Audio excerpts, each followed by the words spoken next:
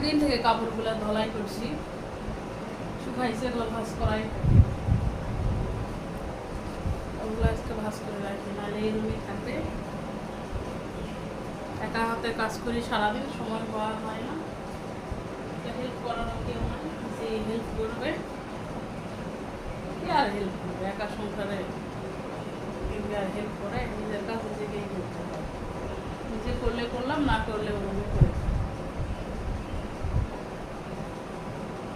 এখন মেয়ে কবে বড় হবে তাইলে হেল্প করবে, ছোট হিসাবে যথেষ্ট হেল্প করে,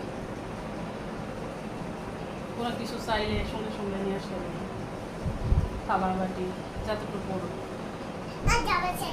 সত্যি এগুলো বা যেটা বুঝে পড়ে, ছোট হিসাবে যথেষ্ট হেল্প করে। আলহামদুলিল্লাহ, আল্লাহ বড় হইলে যদি এরম রাখে তাহলে আল্লাহ কাছে লাখ লাখ শুক্রিয়া, ওই মেয়েই আমার একদিন